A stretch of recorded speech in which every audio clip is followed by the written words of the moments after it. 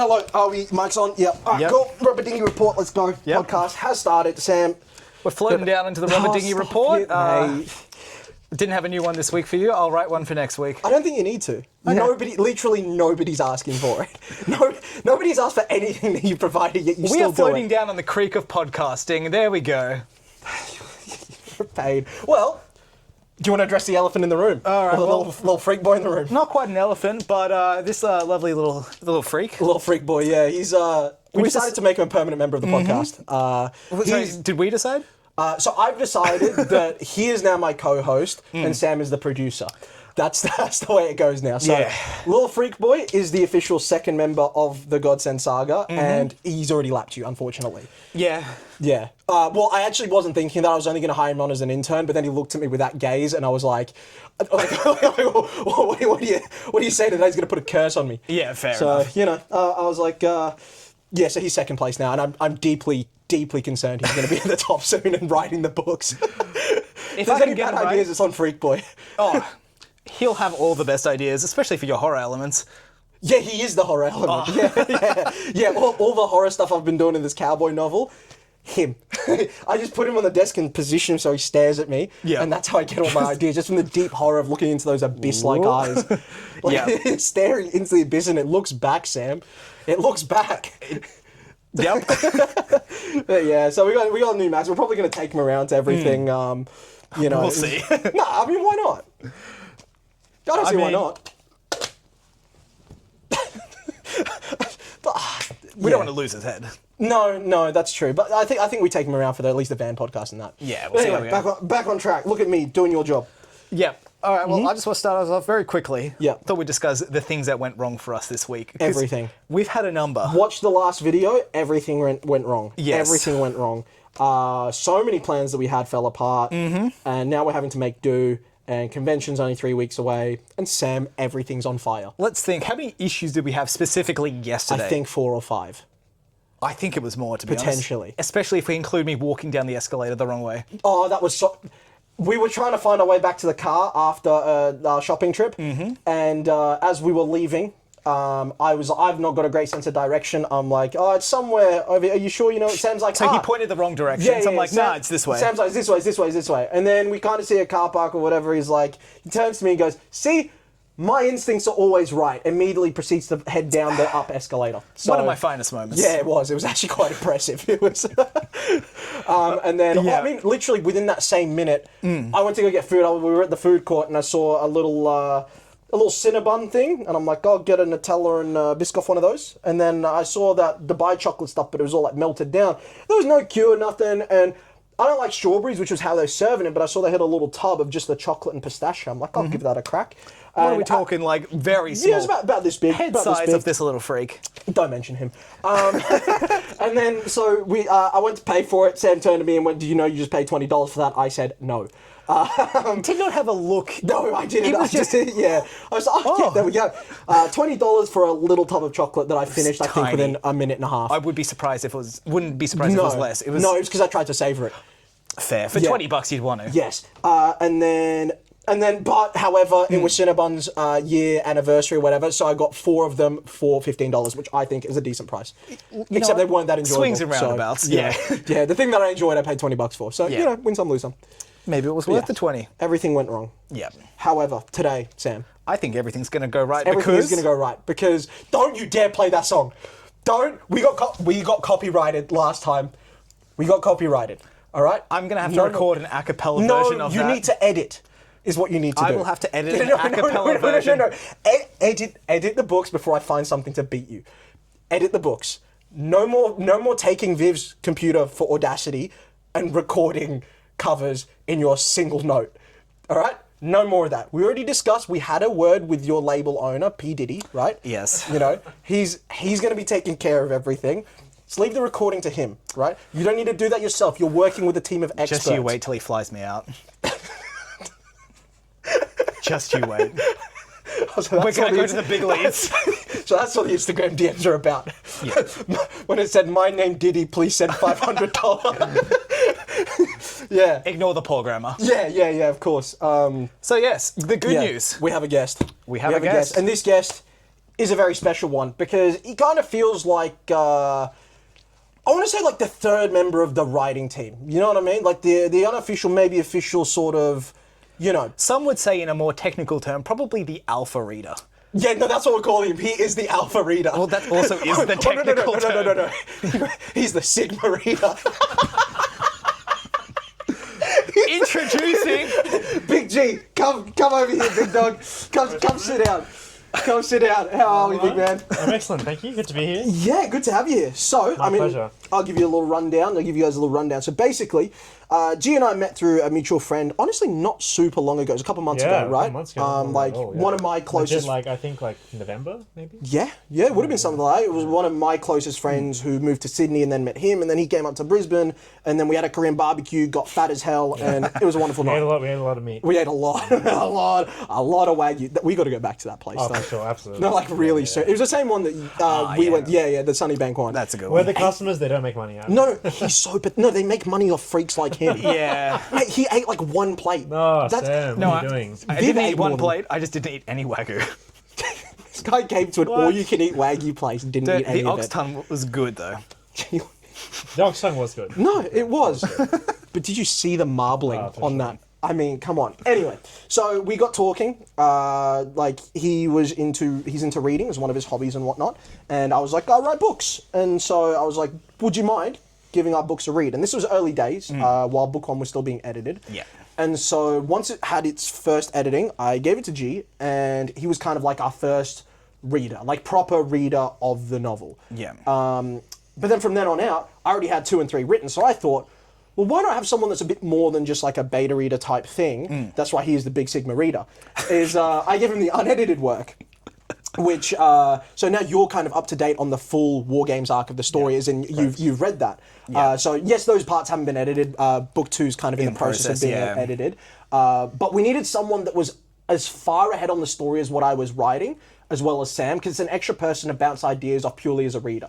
Plus, also having that person who doesn't have like the knowledge of what's coming next, like Exactly, we do. exactly. Because then we can bounce it off, and it's like from everything you've read so far, without knowing the future, we can be like, how would this seem to you? Yeah. You know what I mean? So what's that been like for you? Like getting your hands on, I mean, unedited work, but like this kind of new project and whatnot. What's that kind of been like for you? It's been awesome. I think for me, like, the best part is that, like, this is a sort of book that I've been looking... Like, this is, like, the exact vein of the stuff that I try to read.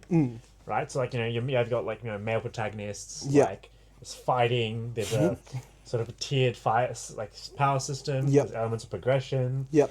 It's sort of got everything that I like reading in general. That it's like if someone went into my head and was like, okay, what's like a book? Let's, like, combine all, like, the favorite elements of all the different books you read and, like, make it into one thing. And so, that's how it felt for me. So that was really cool. Hell yeah. Yeah, and even unedited. I know the thing is with me, I have a very high. I didn't really notice it was unedited. Obviously, there'd be like. See, that's why he's my new best friend, because he proves to me that Sam's work is useless and he takes way too long for absolutely no reason, because my work is completely passable. But I will put the caveat there that I have a very high tolerance for. Yes, because you do read foreign books, don't you? Yeah, I read a lot of translated Chinese novels. So Yeah. So what he's saying is, my work is passable with the CCP, and and I think that's a win. So, Or it sounds like you write in Chinese. I do. Actually, I don't. I just use a Chinese font. That's it. Yeah. Yes. It's those ones where it's English, Mandarin. It's one of those ones where it's just Chinese brushstrokes, but English letters. Yeah. I feel like it adds to the the pizzazz. It just helps you write. It gets the creative It's like throwing on some jazz hands at the end of your sentence. Just having the full stop says Yeah. It's a setting in there, and then so that means I know my reader base. He reads Chinese novels, so I give it to him in Chinese. You know what I'm saying? But yeah, it's it's been great to have you around, because the questions that you ask have been so great for me, because it's helped me understand more about the way someone's going to approach our characters that has never had a part in the story. For sure. You know what I mean? And then I can be like, well, if this is how you viewed this character at this point, how would you feel if you went off in this direction? Yeah, exactly. You know what I mean? And like as we're gearing up for book 4, I'm like in the final process of like planning out each chapter. It's about to start writing. I mean, the cowboy novel's coming to a close pretty soon. Yeah. Which I mean, Reading it? I'll be handing off to you. It's taking a turn, dude. Yeah, okay. It's kind of like a Western horror now. Sick. It's it's kind of, it starts off very traditional Western or somewhat something that kind of brushes alongside it, kind of adjacent. It's kind of got some very Doomslayer kind vibes to it. You know what I'm saying? So it's a little different, but Definitely claims the title of Sigma reader because he's going to read it before I do. yeah, quite, because he's still gonna be reading editing book 2. Yeah. And obviously me and Sam, like we go around bounce the Yeah. ideas, so he knows what's gonna be in it more or less, apart from the things that I change at the last of the minute. But in terms of the Like first, someone retiring. well. We don't, you know, we will once they've read it and they see how much of a good decision it was. They can be, and then we tell them, maybe that was off the cuff. Maybe it was just my pure genius coming through. You know what I'm saying? But yeah, so I'll be giving it to you first. You'll have a read through, and then also it makes Sam's life easier because I can get the feedback of you going like, so how'd you feel about this bit, that? Because that was what we thought about like book 2 and 3 is like, for example, some of Kuro's stuff. Yeah. We found it like because of how much he enjoyed it that it was like stronger than maybe you would have thought it was coming into it. Whereas like, you know, it got across what I was wanting, and maybe you were like, okay, maybe we leave that a little more. Because I did read those ones before, so I did leave comments initially, Yes, and I think I exactly, left exactly. some more maybe negative, or not so much negative, but maybe more questions in those sections. Yes, where it's kind of like, because you got to find that balance of will the reader pick up what you're trying to put down? Yeah. Whereas you're a good indicator as like being our sort of target demographic of like, you know, this little thing that we insinuated or hinted at, did you pick it up? Yeah. And You know I what don't I'm saying? trust a single decision you make. Yeah, I exactly. question everything. Yeah, whereas I have faith in the reader that their you know, their IQ is above room temperature, and you prove that. So Speaking of room temperature, I'll turn the aircon off for you. No worries, no worries. look at that smooth transition. Yeah, that was beautiful. That's probably your only good one. Never been good. Yeah, you haven't. But yeah, so So you'll get there one day. So how's it been for you as well? Just kind of like as someone that's kind of seen this project, how does it feel for you, sort of getting involved in a sort of unofficial way? Like, as in, how does it feel for you having this sort of project there, where you kind of, you're more than just reading it, you kind of know the authors and are able to kind of communicate and learn more, or like even prompt influence, more, yeah. even influence, yeah. Like, how does that feel as a thing for you now that, like, Oh, it's sick, to be honest. Like, it's like I've never really been part of any sort of creative project before. Right. So like I'm like a mathematician by education. By education. Very smart, man. Yeah. I work in finance by trade. So everything with me has always been sort of numbers in my professional life, right? Yeah. And my main hobby, like I do Muay Thai and Attaboy. Dude, can you imagine the clinch work we could put on this guy? We should put him in a Shark Tank. We just get him there, just clinch him, just throw those knees. Then I'll pass him off to you. I'm in contact with P. Diddy for a reason. That baby oil comes in handy. it's an Andy. But, yeah, no, that's another reason why we kind of hit it off straight away, is the sort of Muay Thai. But yes, you do, yeah. What was my? You were talking about how you do finance, and then So I've never really had any creative interests, right? But I've always loved reading. And I've never really, like, for me, like, I've, like, tried, I think when I was 15, 16 once, I tried writing, but I didn't enjoy it at all. Yeah, I kind of figured, okay, if I'm not going to enjoy this, I don't think it's for me. But I've always wanted to be part of some sort of creative project involving writing, you know, like, it's always been, like, yeah. sort of thing that I would love to do. And then, like, it kind of just literally fell into my lap. His friend. Yeah. Literally just messaged me out of nowhere, being like, hey, do you want to meet my... Yeah. meet my Almost two? exactly He the was like, same. I think his exact verbatim, he was like, do you want to meet my two... Oh, I can't say that word, but... He's like, do you want to meet my two... Do you want to meet my two Indian friends in Brisbane? Yeah. One day we've got to get Nathan on here, man. Can you imagine? It's the first one that I'm going to have to edit and censor. Because I trust to keep things like, you know, like him, he's a loose cannon of a human being. he is unhinged, that man. But he's part of the reason why I'm the one. Like, honestly, one of my biggest influences is that man. Like, creatively, he's a musical genius. But smart guy. Very smart guy. But it's almost the same thing kind of fell in your lap as well. I think, like, I've had elements of wanting to build a world and stuff. I've started to plan, but I just couldn't commit to the writing because I just kept adding too much stuff into the planning side of things. Yeah. Having this framework that Tok's already got for me has just allowed me to, like, I don't think I could do it from scratch. Yeah, I'm very similar. Like, I've always wanted to, like, write. But for me, I think I have this thing where have this world in my head, but I've never been able to translate it to paper. Like, I think getting that across has never been like one of my talents. So I think meeting people who can do that, and then being able to contribute, because like I've read so many books. It feels like all this like shit I've read. And trust me, I've read a lot of shit. I've read a lot of good stuff, but yeah, baby, that's where we fit in. I've read a lot of garbage as well. Yeah. So being able to sort of like look at something, like be part of a project from like when it's being written, it's like really cool. And like obviously, and especially like, you know, if this ever takes off, I can be like, oh, you know, I was the alpha reader for this, you know. Yeah. You know, Well, I think, best-selling book. Yeah. The interesting thing is, though, is as we're moving forward, is you have a knowledge base that I definitely want to draw from, which I think you're less familiar because obviously you guys spent less time together. Yeah. Which is, he's a historical, like, fact wizard. I do love my history. I do. Like, especially history of the world, the way it moves. And when we're writing over a 10,000 year time span, especially delving into, I mean, it's no real spoil. It breaks off at around the 2020s. It's on the website, yeah. Yeah, like it breaks off around the 2020s from like our current / very similar to our current timeline.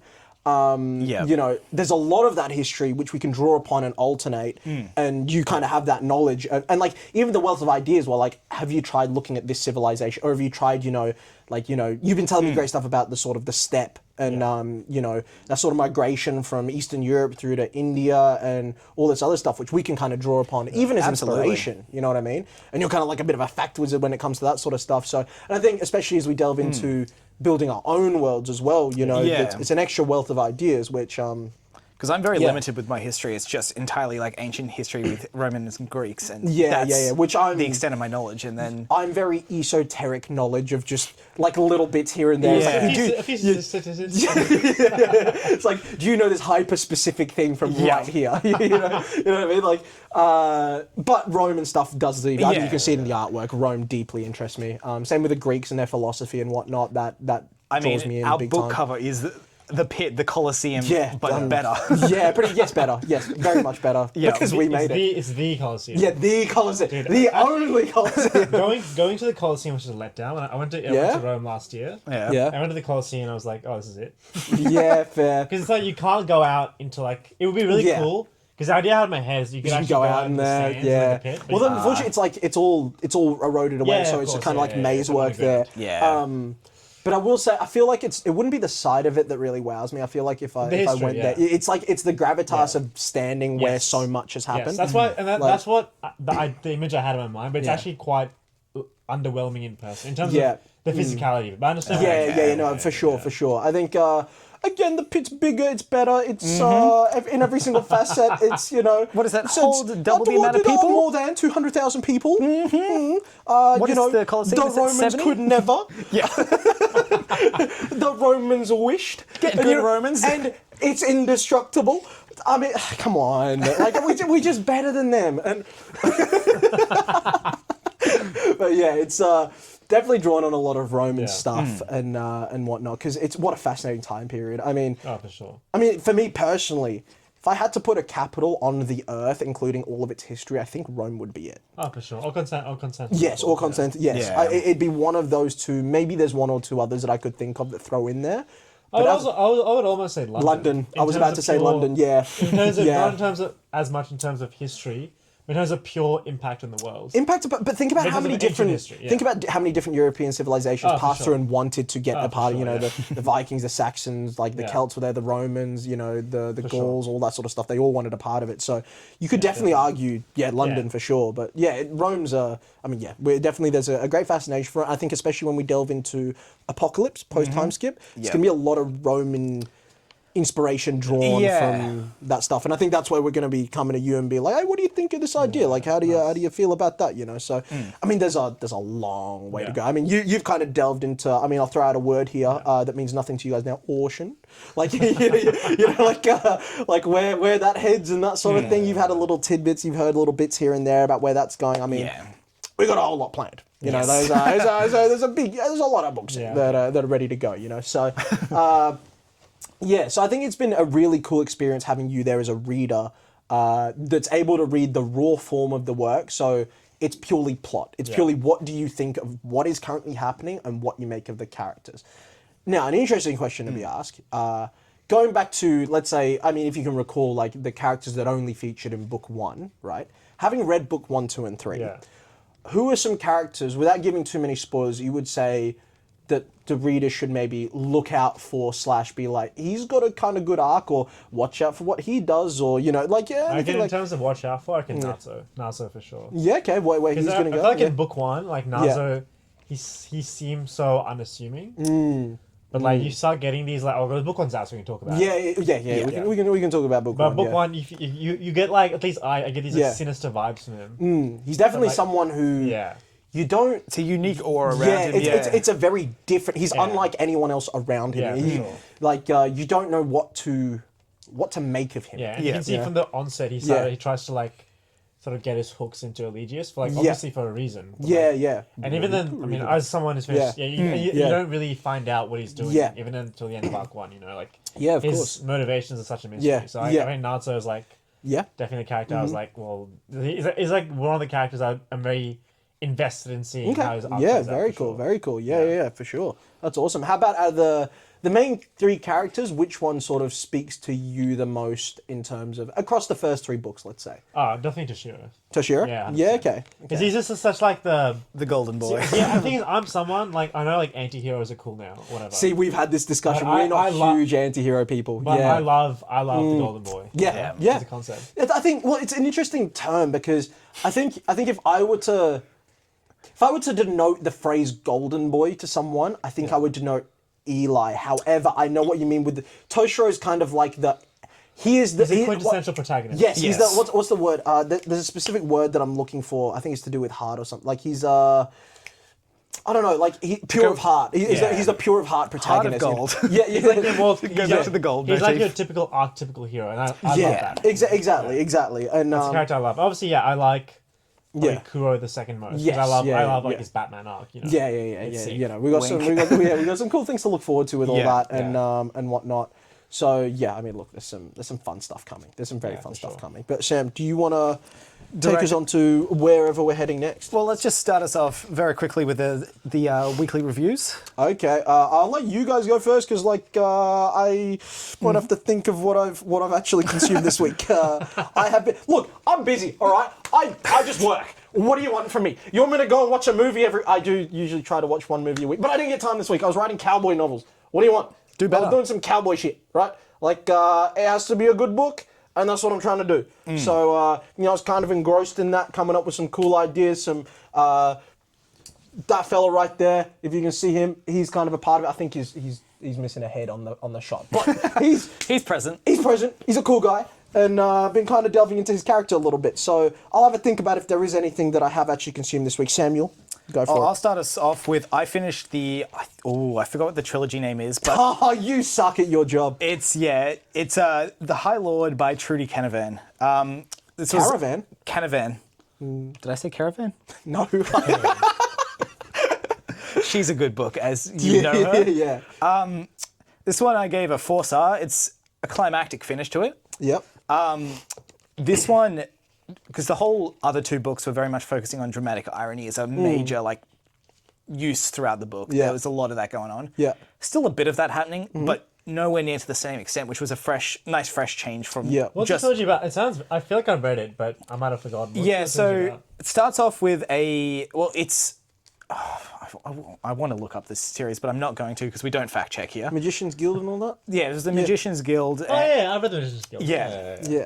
Starts off look at these nerds, huh? Is that the first book's called Black Magician or something? Or? I think it's just called the Magician's Guild, the first one. It might be the Black Rock trilogy or the Black Magician trilogy or something like that. I think that is the name. I just didn't want to say it because I wasn't sure what it was. Okay.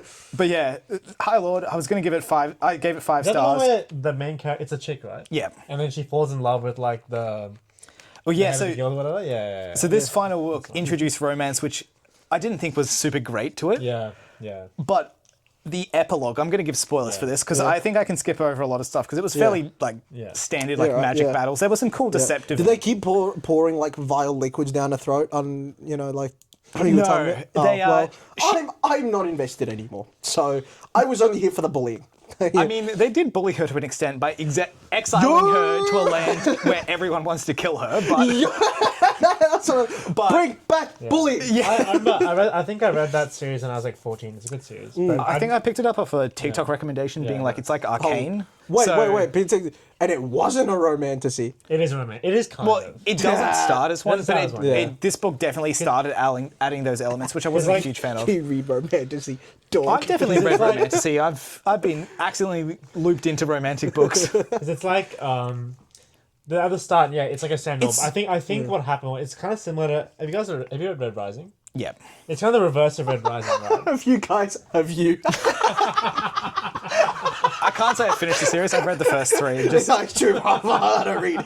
Yeah. So it's like it's a Red Rising for context, right? So Red Rising is like a series where the first book is very like young adults. It's a famous one, right? I keep seeing it all over the FYP. Yeah. It's very much that schoolyard stuff.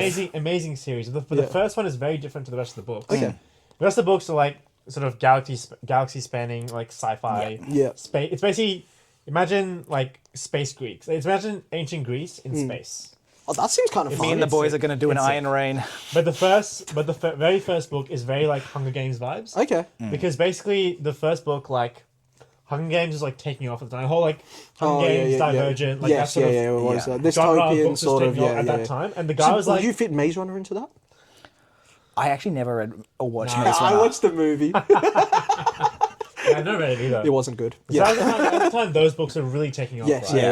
And basically, the author Pierce Brown, he's like, well, look, I want to write this novel. There's this series about like basically space Greeks, pretty much. Okay. That's pretty cool. But I don't think that's like so niche. I don't think people will be interested in it. So what he did was he would write basically Hunger Games instead. Yeah. Well, basically like a Hunger Games clone. Yeah. To hook people in, and then he'd write what he wanted for the rest of the series. I see. Which is It was a good Hunger Games yeah. clone as well. It Yeah, was a good read. Which is intellectually dishonest, but Yeah. it helped him get people to read the stuff he actually wanted to write. I mean, to me, it's one of those things where, again, it's a bit wishy-washy, but if he genuinely put his heart and soul into that first book, like he believed in what he wrote and he was like, I feel very strongly, or, like, I've put my heart and soul into it. I don't have an issue with it. If it was literally, I'm going to fart something out there that's going to get eyes, then I have more of an issue with it. I think that's always my thing. It's artistic integrity. Like, you know what I mean? Sort of halfway in between. Yeah. Obviously, he's a good writer. Yeah. Right? But it was more like he literally said, like in an interview, he's like,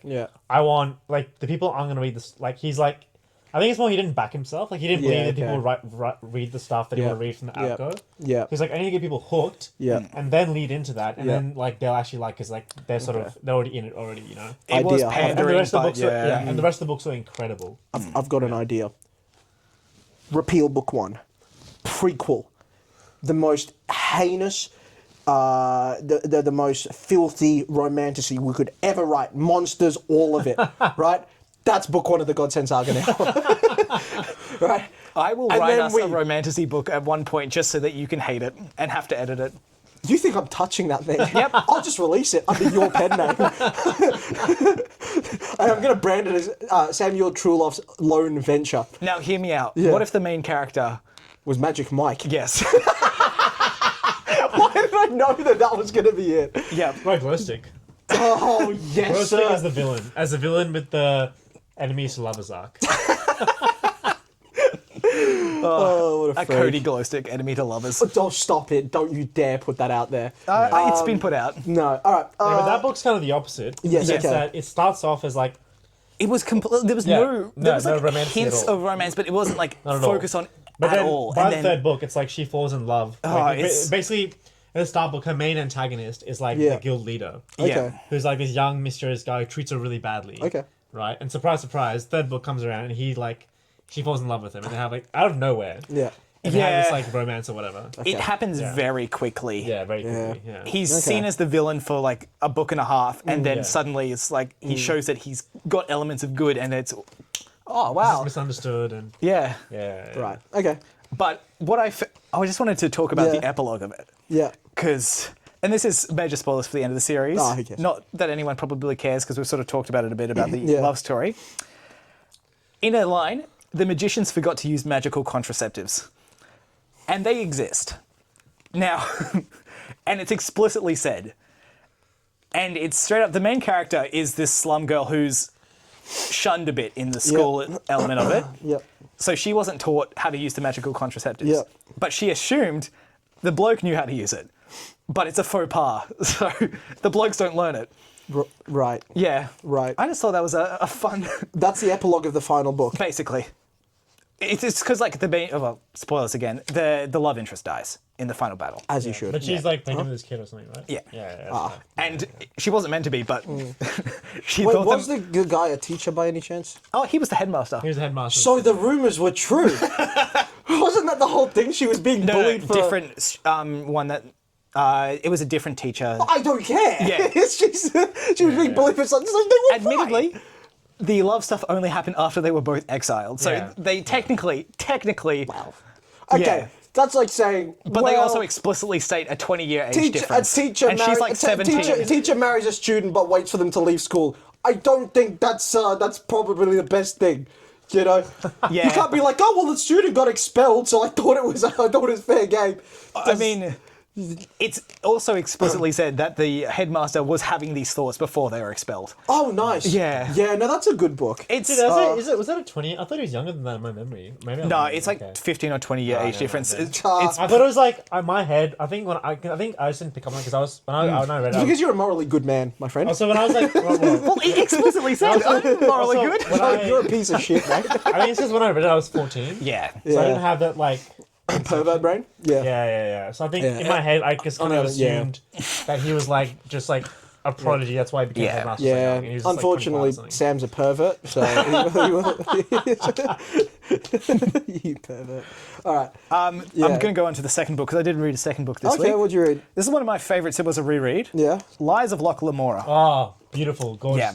Too Why have I heard bad. Too that bad. before? It'll never finish. I'm another- holding out hope. Did It's not you gonna- mention it's not that to gonna me finish. before, or have you read I've it mentioned before? him. I spoke to you Okay. about it yesterday a touch. No. I'm talking way before this. I probably did as well. Yes. Okay. Did Thorn of Emberlyn ever come out? No. Yeah, it never came out. It hasn't come Because, out. but by the way, for context, don't read this book because I think 3 books in. No, I think it's only the first and second book that are out. There's 3 books out. Yeah, there's 3 books out. There's meant to be 5 books, I think, or 6, and the 4th book has been in writing for like 12 years. So don't bother reading it. You're gonna get disappointed. Honestly, just read the first book if you're going to read the series. Because the first book was initially intended to be a book by itself. It feels like a standalone book. So, you can read, so if you want to understand it, you can read, but don't read the second 2 because then you get really hooked in and it's disappointing. So I'd still say read them. They're good books, but Yeah. it is just a shame it's not going to continue. But yes, this is it a... might. It's like Winds of Winter could come out. one day. Yeah. And so could Doors of Stone. You never know. I want that one so Is badly. this like a Berserk kind of vibe where it's really good but it's not going to finish? It's not... This isn't like an author dying situation. This is... Oh, so this guy's just lazy. They just got writer's block. Yeah. Terminal writer's block. Could never be But me. I think Rothfuss he actually came out and said he's not going to finish Doors of Stone. I'm pretty sure. I mean, but didn't wanna know that. But I think Martin's still grifting that he'll eventually finish. See, what they need to do is brand themselves with a tattoo to make it so they can't not finish because every time they look in the mirror, they're going to go, "You're a piece of shit. You need to finish that." So Yes. yeah. Yeah, but Martin just needs to stop writing TV shows. He get back to writing his books. So yeah, Liza Loch Lamora, Scott Lynch, 4.5 to 5 stars. Honestly, I can't decide. It's one of the two. Amazing. I really love the interludes and the flashbacks in it. Some of the interludes, it feels like it doesn't say anything, but it says a lot at the same time. It's really good. Like, I think one of my favorite ones is the handball one, and it's just a bit. Foursquare? It's kind of hard to know because they don't super go into the Aussie rules. tradition. But yeah, baby. Is he Australian? No, he's American. I'm not too sure. I haven't done enough research into him, but yeah, it's... We should do a vlog where we play handball. Sure. But yeah, amazing characters. Locke, Thorn of Camor is just a great character. It's just got fun, goofy stuff. Well, I love heist movies. It's a heist movie without putting together the team. The team exists, which is kind of one of the worst bits of heist movies, unfortunately. Yeah. I beg to differ. In my opinion. I'll put that caveat on Your that. opinion is garbage. What the hell? I only want to see them get the team together. I don't care what they do after. You just want a movie of a team putting together. I literally. Man, that's got to be out there, surely. But yeah, it's... Yeah. And the idea, one of the good ideas I like from this is the secret piece, which I spoke to you about yesterday, is just Yeah, that was a cool concept. the criminals and the lawmakers having this secret arrangement where the criminals can do their stuff as long as they follow certain rules. Yeah. And if rules get broken, all hell breaks loose. They can't It's- go after certain officials or like a certain class, like the certain, Yeah. certain parts of the nobility Yeah. and stuff. Yeah. There's But- limits to what you can do, and Yeah. of course, not too much of a spoiler because it happens immediately. Locke doesn't follow the rules. It's just Well, that's secret the thing. piece broken. Police, funnily enough, are quite okay with that sort of a thing. Oh yeah, for sure. You know, it's like the arrangement I have where I can abuse you as much as I like and they won't step in. I just can't hit anyone else. Yeah. You know what I mean? That's why the cop was so chill in the car Yeah. last week, even though I was visibly like battering Yeah, you. I had a black eye. and- Yeah, and you know, so That's why the police are actually when like the America introduced racketeering laws. yes. Which were they used to dismantle the mobs. The police actually didn't really like that. Yeah, The no, of law- course, The yeah, lawmakers yeah, wanted yeah. to do it to show like going Yeah. after the mobs and Yes. the mafias. Yeah, but it works thing well is, for the coppers. what They the- own that. Well, yes, Yeah. that's one big Yeah. part, and it actually kind of kept peace. Yes, yeah. Like it gang would. violence erupted after they kind of after. Well, that's the mafias whole thing. kind It's of the whole thing of organized crime. Yeah. Is That it it's organised, often yeah. it often yes it hurts people, Yeah. Yeah. but less people than chaos. Yeah. You know, that's kind of the way it works. But yeah, so gee, do you want to talk Yeah. about a little book or a series that Yeah, you might sure. have delved into a little bit? So I read this book called. It's still releasing because it's Mm-hmm. like kind of a web serial, but the author sells it on Amazon as well as a discrete book. It's called Virtuous Sons, Okay, and it's probably got the most unique power system I've ever seen in any book. right. Okay. Okay. Like it's so unique, and basically Yeah. the idea is that it's set in sort of a fantasy. Well, it's set in Greece, Okay. or what they call it the free Mediterranean. Right? Yep. Okay. In a world where basically you have all these Greek city-states, Mm-hmm. and they're ruled by people who call themselves cultivators of virtue. Okay. And basically the way the power system essentially works is Oh, that... this is the virtue one you were telling me about. Yeah, this it's was so deeply cool. So interesting. basically, Yeah. It's actually really theological. It's actually Yeah. very much Okay. linked to Platonic theology, right? Yes. And basically the way it works is that there are like these mysteries in the world Yeah. related to like gods, Yeah. right? Okay. And because the way the ancient conception of God of the gods worked, of Yeah. God, is that all these like mythologies, like Zeus, Yeah. Apollo, Poseidon, they're all just ways to convey deeper theological meanings through Yeah, a yeah, story. Yeah. And basically, the idea is you get initiated into one of these mysteries, Mm-hmm. right? And these mysteries are organized, are owned by organizations called mystery cults, Yes. which actually did exist. Yeah. right? Yeah. So like you had in ancient Greece, you had all these mystery cults who would Yeah. study the mystery of different gods. Okay. So you'd have the mystery of like you'd have the Orphic mysteries, Yep. right? Studied by the Orphic cult, and you'd have the cult of Aphrodite, which studied the Mm-hmm. Yeah, Aphrodite yeah, yeah. mysteries. And each of these mysteries, the idea was that they would contain sort of a fragment of the truth about the universe, Okay. and you would dedicate your life to studying that, basically. Awesome. Anyway, in this world, basically, practicing this actually gives you powers, and you pick sort of a virtue, and by practicing that virtue, you basically gain the ability to like you get powers, basically.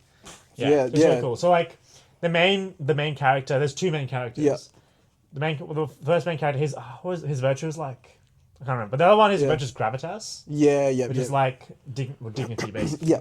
So as he cultivates, as he becomes more and more dignified, and he integrates into everything he does in his life, Yeah. the more he gains power. Yeah. Yeah. I So get you settle yeah. gain power, the more you like pick the central virtue to base your life around, Yes. Yeah. and the more you become that, the more powerful you become. And then the end goal is basically you gain ranks and you become like a god at the end, basically. Yeah, honestly, that seems pretty good. If I could read, like if I possessed the ability, I would read that. That's got It's some sick. cool Yeah. implications. Yeah. So I'm assuming it's the same for villainous characters as well, is it? Because like it's not so much that like because like you become your virtue, Yeah. and some virtues taken to the extreme can cause like Yep. can make you do some really fucked up things, but you Yeah. think it's right. Awesome. Because like you basically create this your own reality inside you. Yeah. Yeah, That's that actually really cool. sounds really, really Yeah, cool. it's really cool. But I loved it. There's like a Spark Notes on it. A video essay. I'm such a piece of shit. Look, I can read. I used to read. I just don't have the time to read because I'm right. Now, I did read this week, Yep. actually. I got a review. Wait, firstly, what do you rate it out of 5? Like I would say 5 out of 5. Just Oh, hell yeah. just Yeah, how yeah. unique it is. Yeah, no, 100%. So, when we made one of our little errors this week, Sam brought the wrong SD cards. Now, Yes. when I plugged them in, I found out it was like the image is too slow to record. So what I did is I read an article saying that it has to be V30 and above or something. I don't remember the number. And I read that article, then I read the receipt, then I went back to the article again and figured we need to go back to Office so I can switch them. And I give the article about No, it's 1 out of 5 because it ruined my day. And then I give. Honestly, it probably stays a 1 out of 5 because it wasn't easy to see on the SD cards or the packaging. That's so true. And then I give the receipt a 0 out of 5 because them things you shouldn't touch them. They're bad for you. Yeah. And then the SD card itself, I couldn't find the number on it, so that gets a 1 out of 5 as well. So not a good week of reading for me, but probably the most reading I've done in a few months. So yeah. I'm just going to put in an honourable mention as well for my reading stuff. Yeah. I read another webcomic this week. It wasn't quite as insane as the piss throwing from the previous week. I know you're a busy man. Go to our last podcast, listen to his book review of this webcomic. All I'm going to say is 2 words. Weaponized piss. Piss ghost. So, that's all you need to know. Oh. Just have a listen. It's unhinged. This one's a bit more tame this week. Okay, what's it called? This one's called Prince of Violence. Yeah. Oh, okay. Or Price of Violence, one of the two. Mm-hmm. I'm the one that can't read. But the webcomic names are always just insane because they get translated differently everywhere, so it's kind of hard to pinpoint a name. But I think it's Prince of Violence. Anyway, this guy is the best, like, I think it's Kumno or something like that, or Kumno, like the martial arts around the wooden swords. I can't... Kendo? Maybe? Kendo's a sword one that's Japanese, that's that they practice with wooden things. I swear it had an M in it, but I could be wrong about that. Because I'm not super familiar with that I'd have to sport look at it all. up, but yeah, that's fair. Yeah. But this guy was considered the best in the world. Okay. But he was in a country, well, it's Korea, because it's a Korean webcomic, but it's in a country where it's not fully practiced, so no one gives a shit about it or doesn't think it's like a cool thing or expects anything from him. Yeah. Oh, you mean like authoring? I mean, I think there's a certain expectation with authoring once you say it, but... Yeah. They expect you to be smart and we fail in every facet. Yeah, boy! Yeah. But anyway, so... It's one of those, it's a revenge story. His mother dies his sister and mother die. Oh, rough. And he goes to get revenge in this gang sort of stuff. Okay. There was just one scene that I thought you'd really enjoy. Yeah, oh nice. So he's getting tailed by a number of crooks because the organization's like singled him out as investigating and stuff like that. He goes into an alley with them and it's a fairly narrow alley, but he has no weapon on him. Right. So he grabs a pamphlet from the ground, rolls it up, and then beats the ever-loving shit out of these guys. And it's pamphlet. It's honestly, that's tough. It's very well drawn. Yeah. It's the motion for it is just very cool. But it's just the rolling up the pamphlet, and the guys have knives and stuff, and he's like breaking the knives and things. It's just classic webcomic stuff. I love webcomics. Yeah, so good. There's my favorite one of all time. It's like ridiculous. It's not like anything special. It's not like super interesting or like super like. It's not like a super cool story or plot or anything. But it's just like so readable. I just loved the day-to-day life of it. Yeah. It's like basically it's about this guy. He's like a surgeon in Korea, and he's had like a really miserable life. He's like really poor and stuff, and like because he like he was it wasn't a failed surgeon. He was a very good surgeon. Yeah. But like he was never commercially successful. And he was like poor. Yeah. And all this stuff about how like he made bad decisions and stuff. Yeah. And then he dies, and he returns to the day he was 15. Okay. And he's like, oh, I'm gonna like. He still wants to be a doctor, but he's like, I'm going to become a dermatologist instead because it's like easy money. Right. He wants to live like a luxurious life. Yeah. And he just follows him, but he ends up getting pulled into being a surgeon. This time, like, he becomes like the world's best surgeon. I just love the story because it's interesting. It's very human. Yes, I do love. Like, but it's not like there's no like fantasy elements. Like, there's nothing supernatural to it. Other than obviously him, going back in time. Yeah. But like, I just love like. But it makes it very human, and it's wonderful to read. I love it. Well, I mean, back when I was like watching series and stuff like that, I was always very partial to slice of life. There's something so great about a story that is just very human and very real and down to earth. You know what I mean? Like it is. Whereas I want the most fantasy bullshit I can grab. Yeah, but that's because there's nothing else going on up in your head, Samuel. You don't feel emotions or nothing. Fair enough. You need that flashbang. Whereas some of us can relate to human experiences. And someday, when you're a real boy, maybe you'll be able to program me better, bitch. You're such a bot. But yeah, go.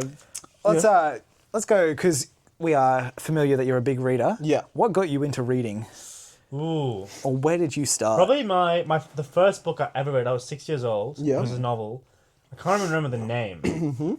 I I generally can't remember, but it was about. It was called The Red Horse or something, Okay. Okay. and it's about like this. Like it was about this. It's from a horse's perspective, and it's about him being reared as a foal. Yeah. And he's been trained to be a war horse. For Yeah, like right. but not like a medieval war horse, like Yeah. one for, I think World War One, Okay. World War One cavalry regiment in Right. England, and he basically and he meets his like rider, Yeah. and then like who's like a another farm boy from like Yeah. same town he's from, his Yeah. horse's farm. Yeah. And it's about their adventures in war and stuff. Right. And they come back and they get separated, and I was like 6 or 7 when I read it, so it's been a Yeah. while. I'm not gonna lie. If you asked me to spell out what your first book you ever read would be, that would be my first 3 guesses in terms of historical war from the point of view of a horse, something like philosophical, but also what the you're 6, bro. Read Horrid Henry. I don't know. I think my mum. No. I used to try and read like stuff as well, but still, like that's so fitting. Like it's so fitting for like Was this like? Did you pick up this book yourself, or was this No, something? my mum. Yeah. Well, Okay. my mum always read. She reads Yeah, a lot. yeah. And she always read to me as a kid. Yeah. And she used to take me to a library. And Yeah. one day, I think when I was 5 or 6, Yeah.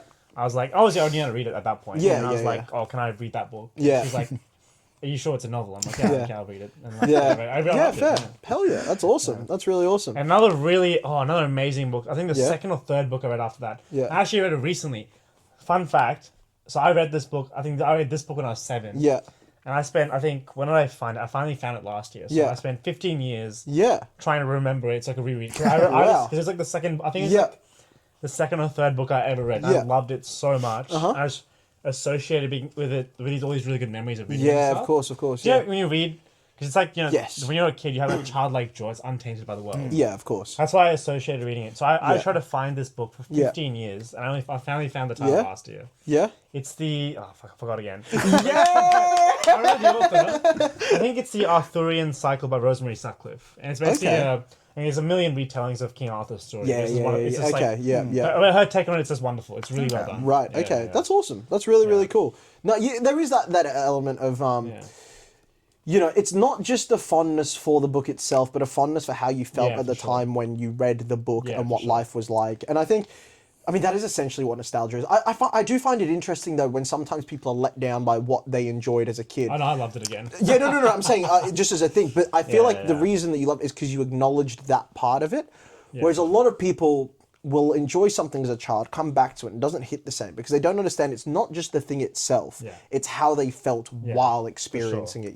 What life was like—a life free of responsibility, a life of only fun, and where your biggest worry was whether you were having like fish fingers or chicken nuggets for dinner, right? Like, it's that period of time that resonates with you. I find it also similar with content creators, right?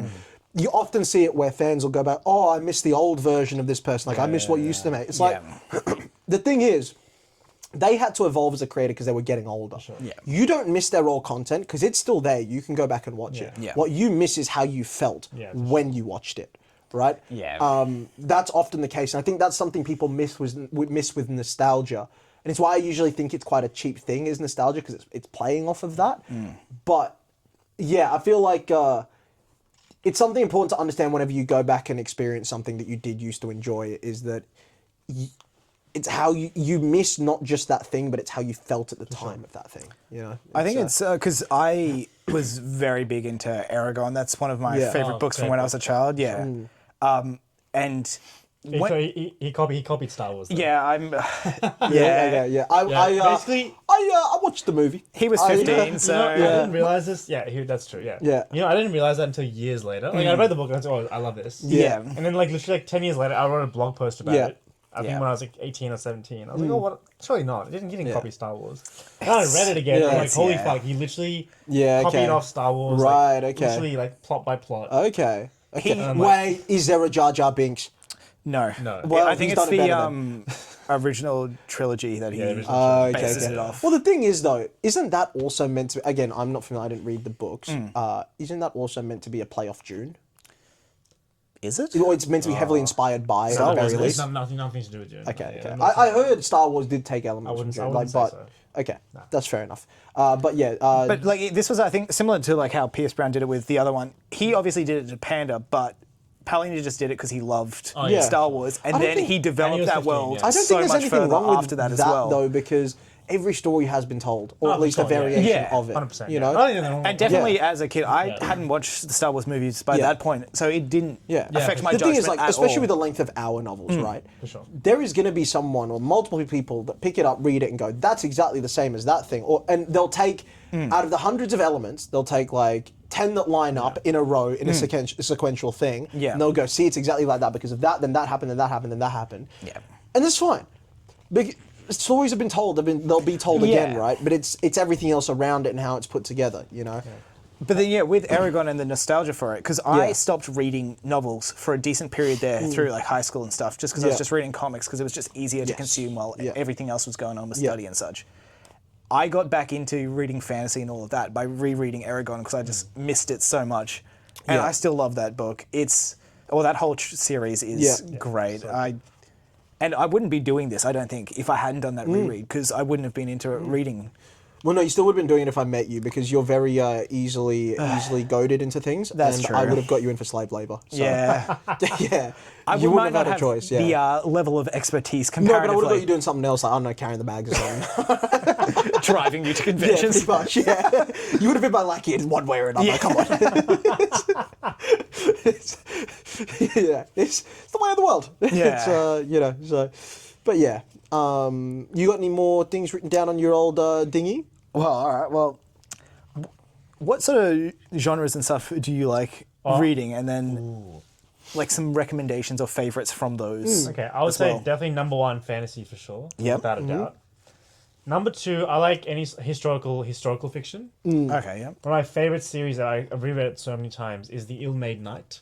Okay. And it's a fictionalized account of this young, basically he's like very humble beginnings. Like his dad was like a squire. Okay. So he grew up okay, but then his like parents took up the place. It's set in this 100-year war. Oh, between okay. England and France, right? Yep. And so you see this kid, he goes to fight with the Black Prince, Edward. Yep. During the Hundred Prince War, he goes as the cook's boy in the army. Right. But like there's a saying in the book, it's like in France everyone fights. Even the cook's boy Yeah, is expected to fight in the army. Right? Yes. And he goes from the cook's boy to being like a very like famous knight, and it's about his like chronicle and his adventures throughout Europe and the Crusades and the Middle East and stuff. It's awesome series. Okay. And that same author, have you read Christian Cameron, Miles Cameron?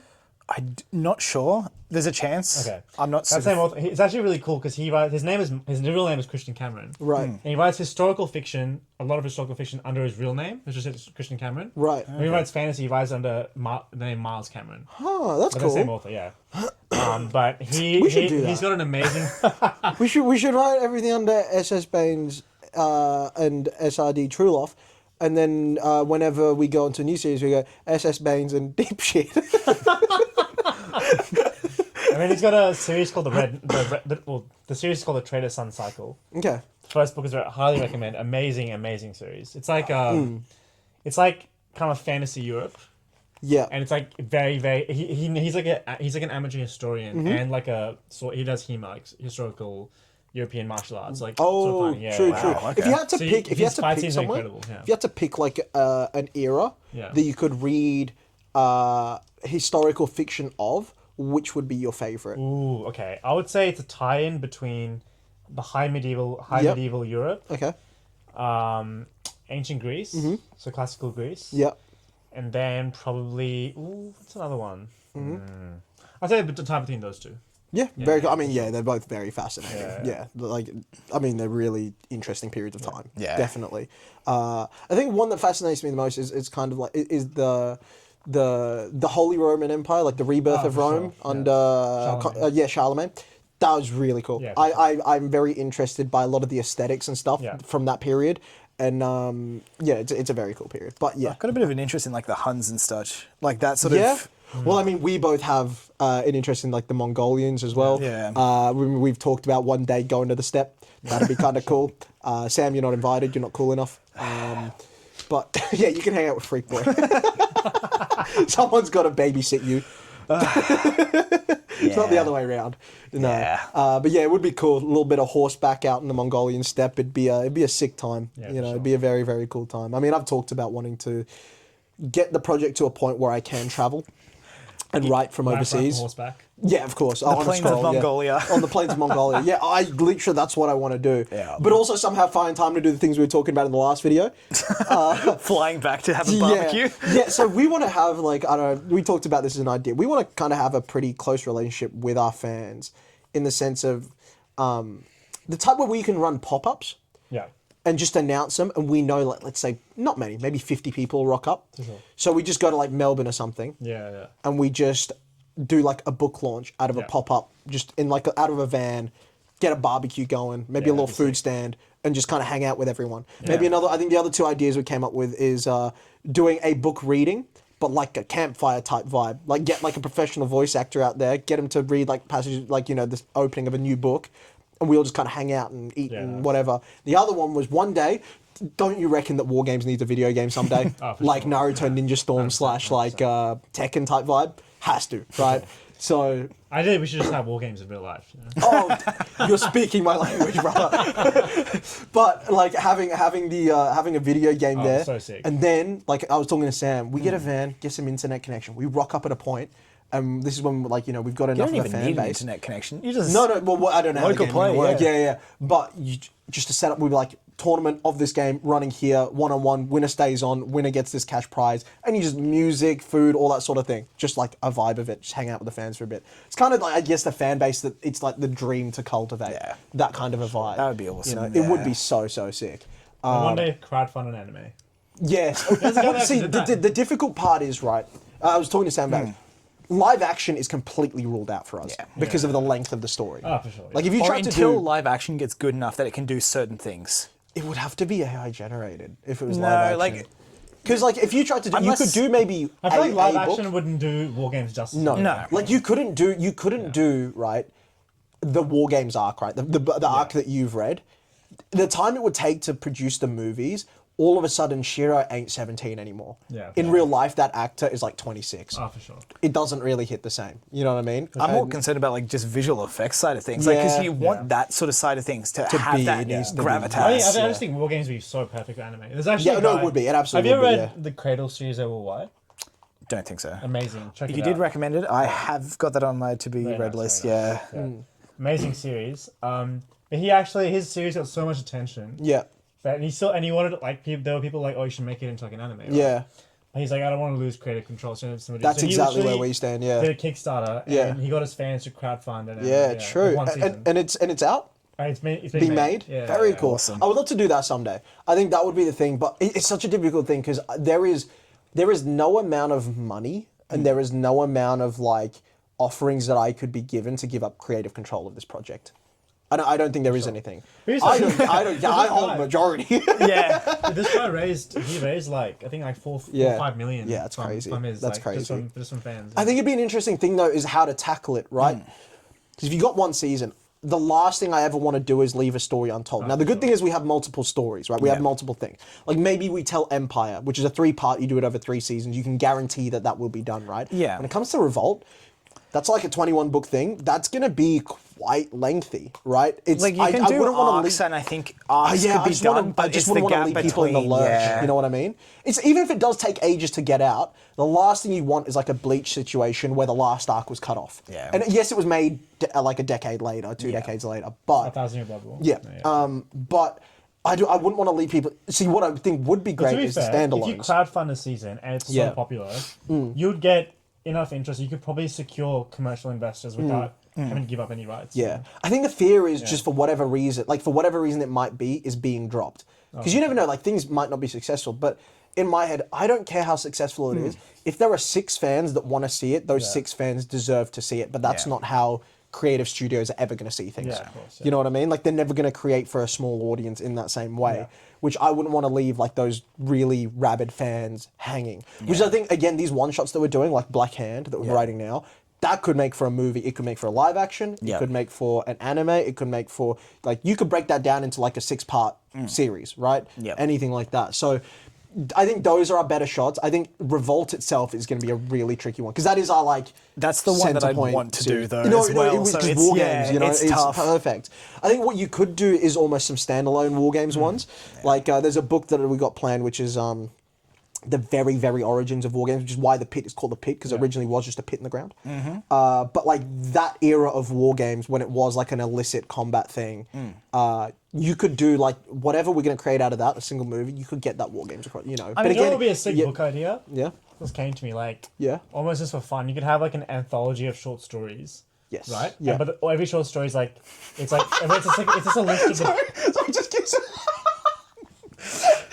I've told you about the first short story we have written, haven't I? the ghosting one, yeah. Yeah, I just thought like kicking off the anthology with that. And putting together a team. But yeah, go. I do agree You could with always you. have Yes, like an anthology, but it's just fights. Yeah. Like, it's like Yeah. you could have like 10 short stories, but it's Yes. like the 10 best fight scenes in war games Yeah, ever. yeah. You know? I mean, we And kind of, you can always have it in like a system where it's like someone, like a modern fan of war Yes. games, like loading up the archives and like looking at like top That's 10. He's sick. like, he's like looking at like top 10 war That's games very fights or whatever. sick. That's very, And very it's like, sick. but each top 10 is like one short story. Each fight. That's so That would be cool. cool. That would be cool. That'd be really I mean, cool. something we've talked about is having the fights where we mention it happening off, Yes. like off screen. Yes, yeah, use yeah, a phrase, yeah. but especially like Alistair versus Shinsuke. Yes. You don't see that fight in book one. No. That would be an amazing fight to write. It would be. As just a short no, story. It would be very cool. It would be very It's cool. just the combat, yeah. There's a fight in book 3. We won't necessarily mention it to, not give away too much away. But that one that we spent a lot of time building towards, that is a standalone, just animated thing. The build up as well, like getting the press conference. Honestly, even if it's done as that stick figure animation where it's just it'd still be tough. But yeah. Can you imagine that? Like so cool. those abilities in that sort of a way. I mean, that would hit, man. That would. Like I'm trying to think. I mean, the prologue, but Keizo versus Kensei. That's a cool one, yeah. That would be a very cool. The one I'm most excited for is one in book 4, which is, I mean, I don't know how familiar you are with the character, like some of the characters, they're lesser known in the first 3 books, but Tendo Miyazaki, bowl cut, him against a little Kamaru Jackson, big dude, big sword. That is gonna be raw violence, dude. The ending to Geichi versus Holloway, where it's the point in the middle and scrap. Imagine that from the offset. Yeah, nice. Just literally 2 dudes with big swords just going, we are standing this far apart and we're just gonna hack the shit out of each other until whatever's drops. Because it's almost like you could almost do it like it doesn't have to be even this era that you're writing. Like the short story anthology could almost be like the fights of all. Yeah, no, of course, 100%. That's yeah. that's what I'm saying. Well, we're gonna have some short stories, and you know what else could? I tell you what would be a really good one, and this is one that's been established. Doing that, but with the unsanctioned leagues.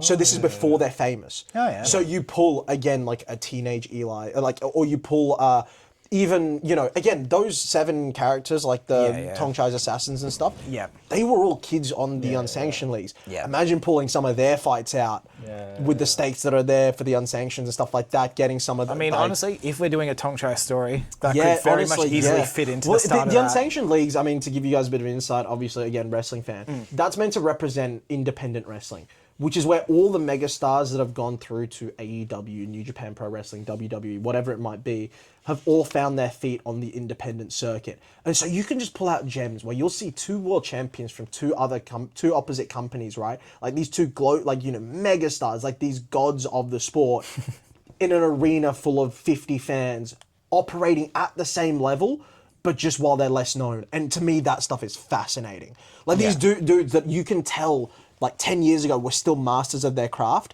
telling an amazing story, brutal combat, but in front of like a rabid crowd of like 100, right? Because that's what the unsanctioned leagues are supposed to kind of like represent, Because I'm not super familiar with wrestling, but that video I've told you about, that goes into the El Generico and Sami Zayn. El Generico, Kevin Steen, the whole thing. For any of as a wrestling fan, obviously they aren't the same person. El Generico, Sami Zayn. El Generico went off to an orphanage to look after kids and died, and then Sami Zayn debuted. Completely different people. But it's like a whole thing where he was a dude in a mask that when he moved to WWE, he like took off the mask, but everyone jokes that the guy under the mask is still out there somewhere. It's like, so it's a whole thing. But but that's basically he what had the those level of fights and such, which exactly.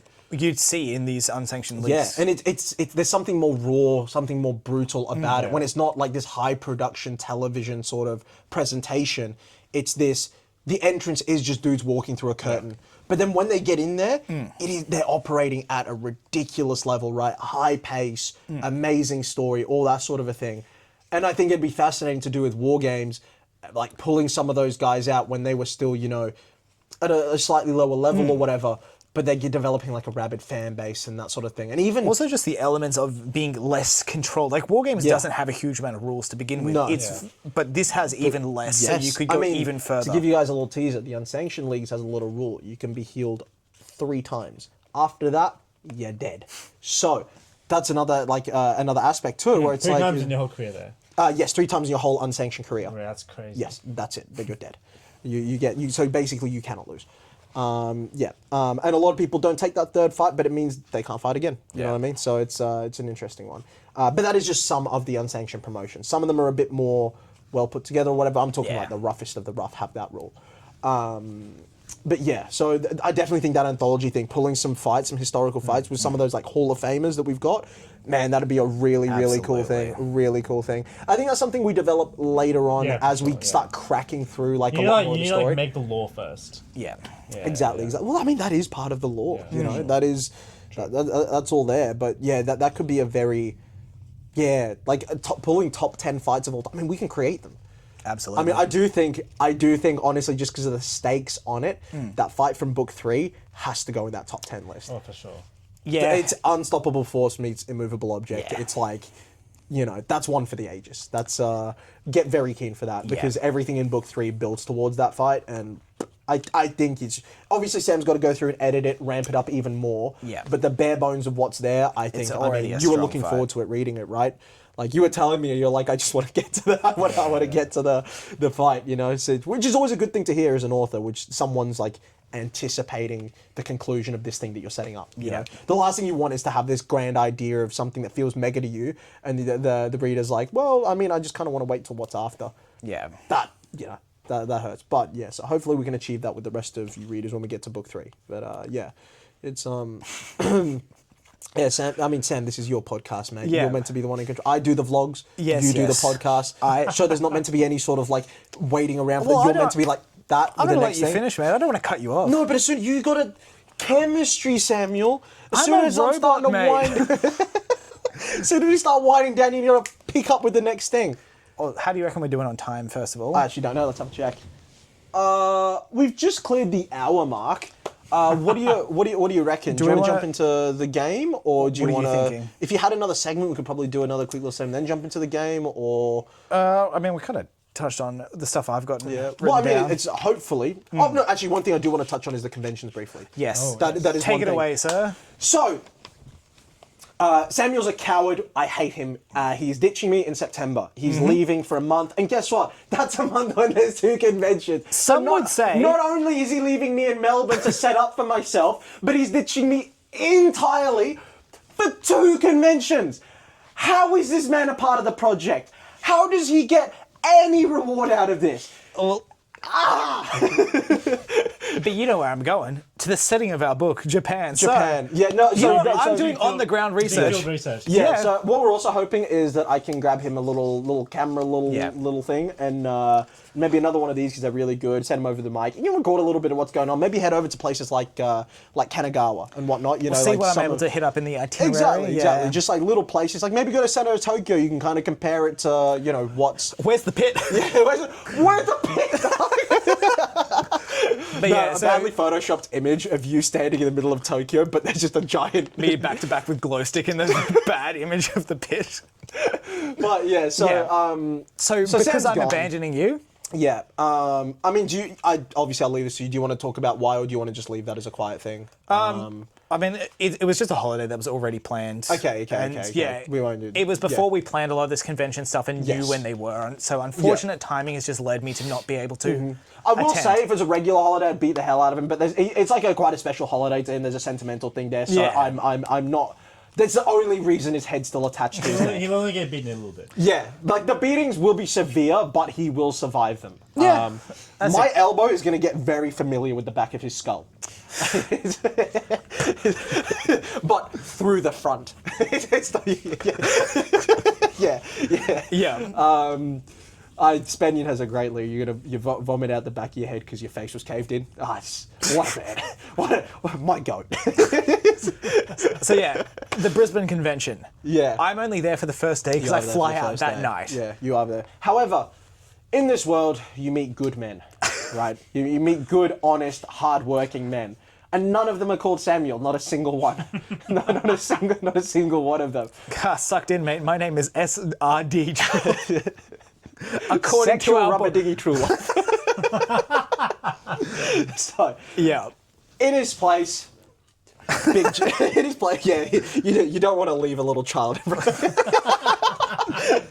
The slander of this podcast. It's deserved for September. You need this for September. And it's not even just September, it's like the next convention too. First day you're leaving me. I'm going to have to unload a punch machine, all the boxes, get them all in there in a 30-minute window, mate.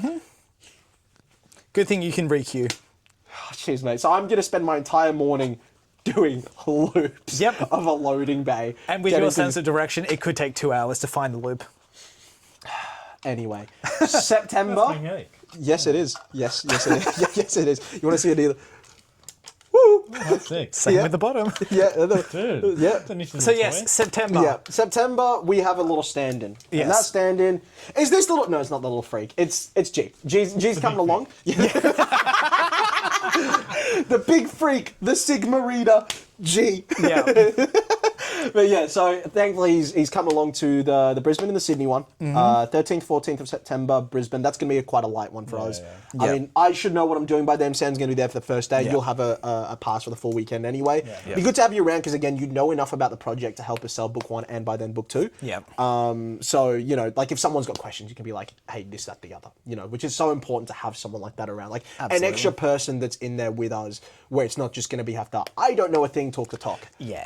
You know, so that's really thankful for that. We're going to be recording a little bit of content, a couple podcasts, a little bit of, you know, like in the van. So that's the, so Sydney. Yeah. Sydney convention we're going to be going to as well. You remember That's the on dates for them? Yes, 20th, 21st September. Good on you. We'll be heading down on the 19th, I believe, coming back on the night of the 21st. Depends on, we'll have to work Are out they the exact back-to-back timing. weekends? No, is that back to back? Isn't 14th to then 20th? Oh, good lord. Are you sure it's the 20th? Yes. Oh, far out. Oh, good You're going to lord. be cooked, mate.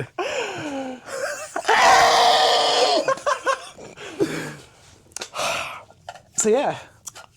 The things you sacrifice are the things you do to be an author.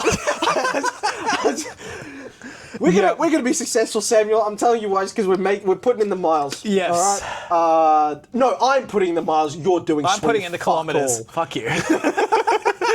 So, yeah, G's gonna be coming along with me, and we'll make a nice time. We'll actually have a nice time, you know. Unlike with him, we'll record a little podcast on the way. That's what we're doing, is the van podcast. So there's special edition versions of the Rubber Dinghy Report where we slap the camera on the dash, right, and we just yap for like 4 hours. And we just Even less just whatever structured comes than to this. mind, no structure, just yap, just honesty. Because again, with this, the whole thing is to give in the future, when we've developed this audience and when we've got people that are tuning in for everything that we do, right?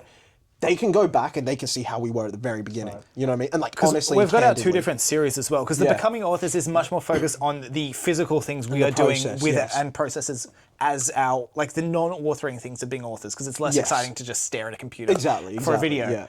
But this is also just like our almost like thoughts and philosophies Yeah. and all And of the like- ideas and just inspirations, all of Exactly. that sort And of it's shit we just- can it's just just put out there sort for of our like- future selves and such. Just talk, and it's an insight into who we are as Absolutely. people. You know what I mean? So, and it's all, and again, we say this all the time, but we keep it very honest. Yeah. There's nothing we omit. There's nothing we like, you know.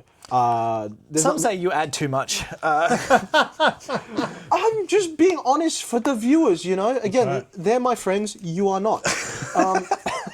But yeah, so like that band podcast is literally just going to be us probably talking about books, life, Awesome. philosophy, whatever comes to our mind. In What I between see bouts of out listening the to- window. Yeah, honestly, just something really, because again, it's for the people that I know that are like me, right? Where if I'm interested in someone's project or what someone does, I'm one of those fans that follows them closely, right? I would listen to them just do something, whatever it might be, for a number of hours, be it as background as whatever it is, because I'm just genuinely fascinated by the person. Yeah. And so we're kind of catering to those people, because the way I see things, I hate when creators only try to target the casual fans to rope in more of an audience. Yeah, for sure. I want to also create things that are solely for the minority that genuinely love hardcore and support fans, us, yeah. and are gonna love having 4 hours of extra content from us. Yeah. You know what I mean? Like, I want to serve them as well. there's no harm in doing that, right? Yeah. So that's what kind of those are going to be. So we'll record the podcast. I mean, the setup will be a lot breezier where we'll be able to hand the camera around, be able to do some becoming authors and whatnot. So it'd be nice to have you as like, a sort of recurring character on on the channel 100%. And whatnot. I think something we've talked about with those van podcasts as well is having a bit of the have maybe we pause the filming, we watch or consume a piece of media, whether it be like a podcast, then have a chat about it, video, and talk about that sort of stuff. I've got lined up for this first Melbourne one. Do you want to give some sizzle to the? Yeah, it's a 21-part series about how Mort from Madagascar is the most evil sentient creature to have ever existed, and it's dead serious. You've explained to me from the short bit you've seen that the person doing this video person doing it is deeply terrified of Mort. So we're watching the full 21-part series as we drive. I will be taking notes when I am not driving. We'll give reviews. That's going to be the first van podcast. Imagine with us, we're probably, we often, like whenever we catch up, we end up delving into quite philosophical or theological chats or whatever. I imagine how that's how things are going to go. Again, the dynamics are always different. When me and Sam, it's a lot more just us messing around and whatever. With us, I feel like we often do have those sorts of chats or whatever. And it'd be good to bring that to the camera. And I think it'll be a really fun time, Brisbane City. Again, forever grateful that you're willing to take out the time to help us. Man. You My know, pleasure. it's yes, thank you. And I think you're going to be the one constant in every single acknowledgements, page. Because they're all going to shift around, but I feel like we have to include him in every one. Plus the team. Don't forget. Oh, and the Wollongong team, like our futsal team. Tonight was man, a sad loss. We were up 5-3, right?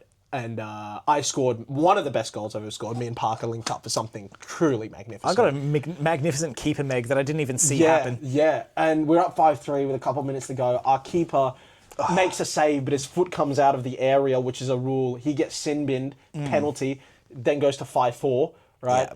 And then we I almost saved it too. I subbed in for keeper, and it just come off my fingers. Yeah, then we play without a keeper. We're down to 4 men. They go to 5-all, and we concede, and it goes to 6. We lose 6-5, which, if you watch the last video, the last Becoming Authors, it's the opposite of what we were stoked with that one. This one, heartbreak, but yeah. But yeah, so for the convention, you're looking forward to it. You're 100%. Yeah. Excited. I've never been to Comic-Con before. So neither. Yep. And yet we First have a for booth. everyone. Oh yeah, we do have a booth, and you'll be just, I mean, you'll be in and around. We'll be doing things like setting up punch machines and that sort of stuff. We can, I'll be doing a lot of sales work, I think, because I know it's my baby. I know what I'm doing. You could just get people to come and hit stuff. Nice. You know what I mean? I reckon. You know what we do? We're gonna have obviously a leaderboard, and we're gonna give prizes out. But I reckon we could probably out-hit most of the people there. If we rank 1 or 2 on the leaderboard, that's 2 less prizes we have to give out. We just, Sam... Whether this is true or not, we'll find out. Yes. Is that... Oh my God, we have a guest. We don't have a guest. Marvin's arrived. He'll be a future guest, probably. However, so I say we kind of put ourselves at the top of it. Big haymakers. Because they're not allowed run-ups. I say we full, like, spinning back heel kick. For sure. Like, full momentum generate. Hit max out that 999. Talk and G. Top 2 ranks. Sorry you missed out on the big prize. That's not my fault. It's nothing we could do skill about issue, it. Yeah, skill issue. That's what I'm saying. Yeah, do we do Muay Thai? Maybe, but maybe you should have. And that's a great way of getting people fit and into Muay Thai. You know what I'm saying? Exactly. You want the prize? Yeah. No, we'll be honest. We'll be honest with the prizes. But shall we play the game? It's card time. Do you want to grab the board? I'm gonna go grab my phone because you want to shift over? I'm gonna sit in the middle for us. This could be an interesting one because you actually know at least some of the characters. You're familiar with them. So when you draw them, you might, some of the Hall of Famers you're not going to know and such, but some of them you might go, I know that one. I'm very bad at drawing. Let's find out. We'll see. We'll see who you pull. I have a good luck on the spins, but bad luck on the drawing. So ATO just messaged me. Good this for you. Isn't good. Oh, they're going to find out about the fraud. To explain the game. If you haven't watched before, or listened before, however we're doing it. Yep. We're going to be drawing... We don't put this out in audio. We will put this out on audio. I've deleted all of the audio files. I will have to recreate the audio files. Anyway. No, you're going to edit, mate. Stop taking away time from editing. So what we're going to do is draw 3 solo gladiators and 1 tandem gladiator, and we'll be placing them in either ace, second, fifth, or tandem. Yes. And doing a What do you want to call it? I'll be deciding the percentage of who would win.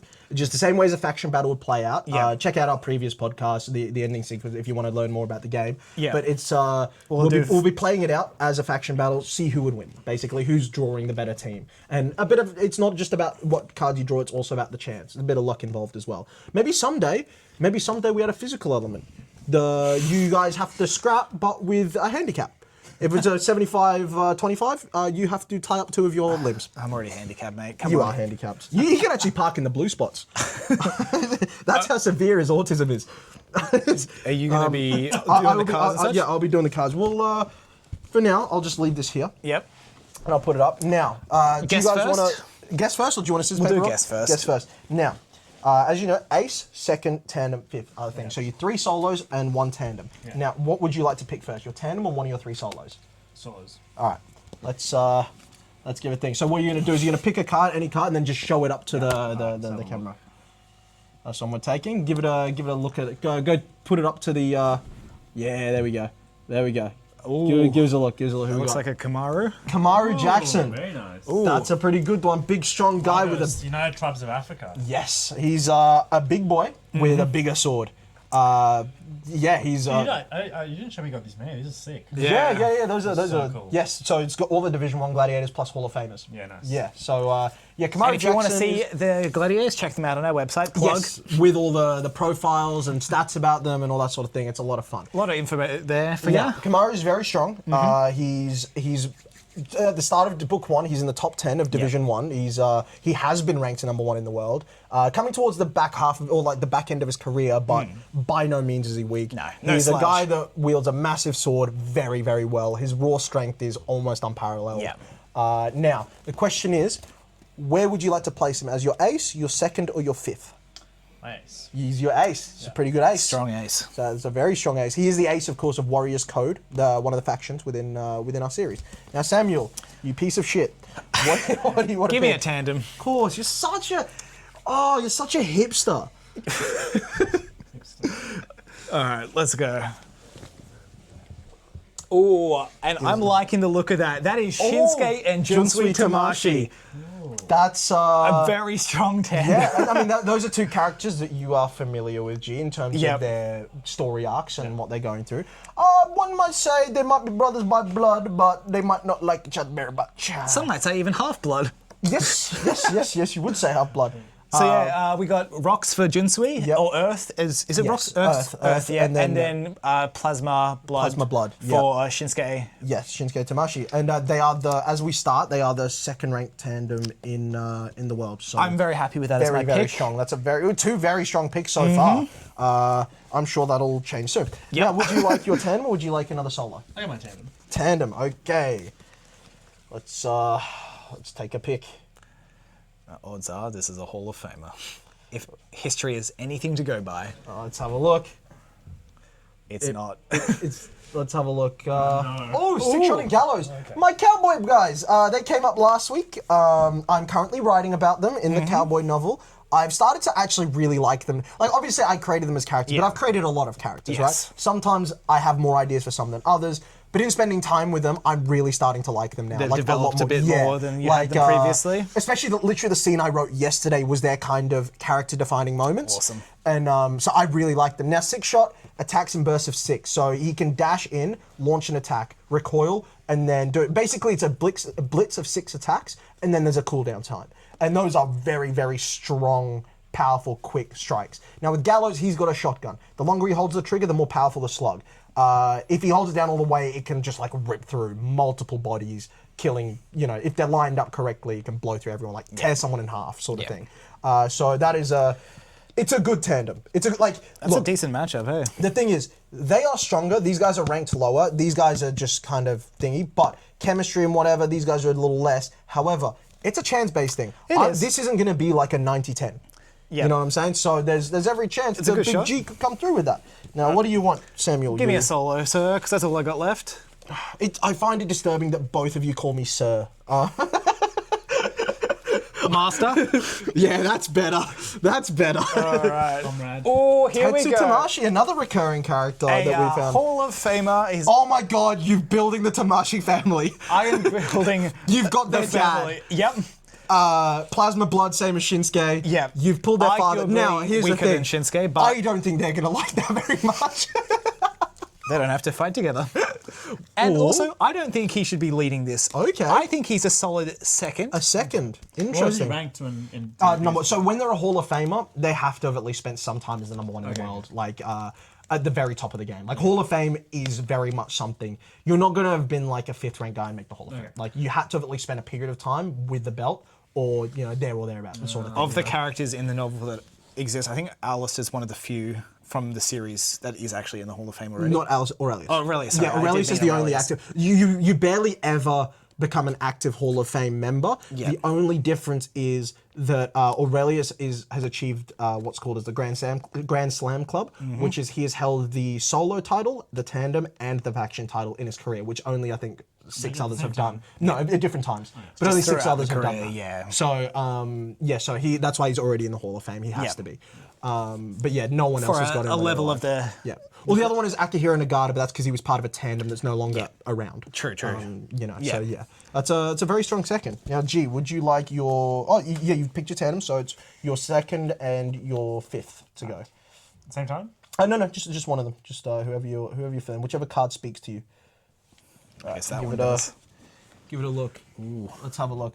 Oh, Kenta Ibushi. Strong. Now, you would be familiar with his grandson, Kenta Ibushi Jr., part of the top-ranked Yeah, tandem in the world, one of the Red Dragon. Now, Kenta Ibushi is a Hall of Famer, and he's part of that Grand Slam club. Okay. Very strong. I would argue top 5 of all time. Yeah. Like, you're talking him, Keizo, What's his Kensei, godson? Sand. Okay, right. Same Yeah, as you're Kenta talking Jr. Yes, yeah, passed down. So you're talking like him, Kenta. You're talking him, Kensei, Keizo, Aurelius, and probably Raven. Those like your top 5. So Kenta's definitely up there. I'd say he's my second. That's a very strong second. Very, very strong. That's a sad second for my Hall of Famer. Yeah, because the other one didn't exist. So Samuel, take your. This one's calling to me. Yep. All right. Fangs out. Wow. Stretchy girl. Yep. And you're just picking the same cards from last week. You suck. I mean, we didn't draw that one last No, week. you but do that one, you do that one. Yeah. Step up, Sam. All right, where's she going? She is very strong. It is a Hall of Famer. Yeah. I think this is a viable option It is against a viable option, Kamaru. Yes. Now, the way I think about this, I mean, we can talk into more later. Prime beats Prime.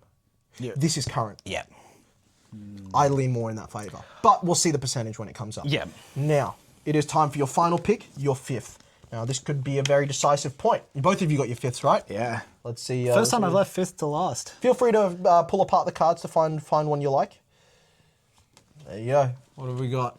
And Oh, now I like it. He's an arguable top 5. Yeah. Mystico is okay. I'll give you guys a little bit of Famer lore. as well? Yes, Hall of Famer. All these special ones, all these shiny ones, they're all Hall of Famers. Now I'll give you guys a little bit of lore. The Galactica Invitational is a faction tournament, right? It's one that was named after a faction known as Galactica. Now, Galactica was basically a project from a couple hundred years ago, different time of war games, in which basically 5 of the strongest gladiators in the world came together and created a super faction, and they dominated. And Mystico was the ace of that faction. He was a top guy. And when we're talking about how strong it is, these names might not mean a lot to you right now. However, in that faction, we had a Tamashi, we had a Hikari, and we had a Drago. Those are 3 of the strongest families to ever exist in war games, and they were all a part of this faction. And the reason this Galactica tournament got made up is because they were that struggling for challenges to their top that they created a whole tournament to earn the right to face them. So Galactica is like top of the pile. They ruled their era, and Mystico was the ace of that. So that is a very strong pick. this is not looking good for my fifth. Yeah, and I'm glad. I hope you lose. All right, please. Okay. Obviously, everyone in here is very strong. Yeah. Like, genuinely, like, they're all Division 1 and above. I hope you pull, like, a 30. Project 1, yeah, or like, you know, a Daisuke Ito or something. He's good, but steamroll. Also, Mystico's his ability is cloning himself. Oh, Daisuke Ito. No way! He willed it into being. Oh my god, the amount of things that have happened on this podcast where we've called it just before it is insane. Yeah. All right. Right, well, I think we're back to another 99 to 1. Talk about Daisuke. He's got a big axe, giant axe. Similar kind of vein to Kamaru, however, he's just not as good. He's thereabouts Division 1, kind of floats between Division 1 and Division 2. He's a sturdy and reliable second for Future Shock, but he's not at the top of Division 1. I don't see him cracking like the top 10 or nothing. No. This is So, a the rough pull. teams are set. Yes. Now, Sam, do you want to be on spin? Like, I'll obviously make the spinner, but G, do you want to be on spinner duty? So what I'll do is I'll get you to. All right, let's go. That first one. So we're going. Feng Zhao versus versus Kamaru. Now, I see that as a as of current Kamaru, I see that as like a 55-45 in favor of Feng Zhao. I honestly think it's more. I think her power tends well to deal with a physical weapon. The stretchiness. Yeah.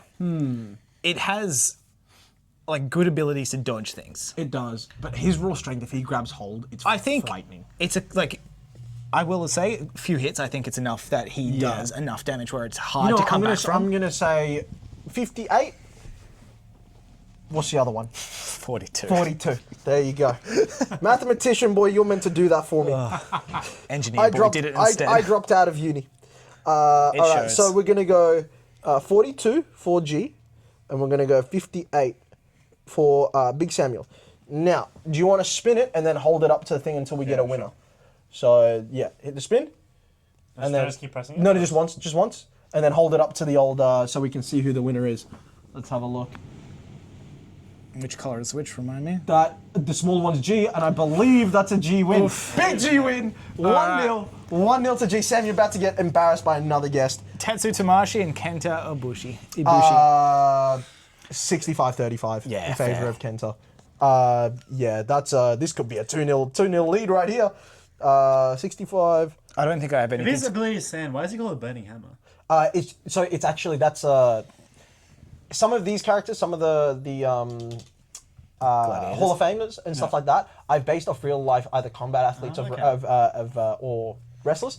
And Inspired by, Yeah, let's say. inspired by. Yeah. So I've just taken certain elements, and that nickname is one I've taken from someone that I kind of wanted him to represent. Okay. So specifically, there's a group called the Four Immortals.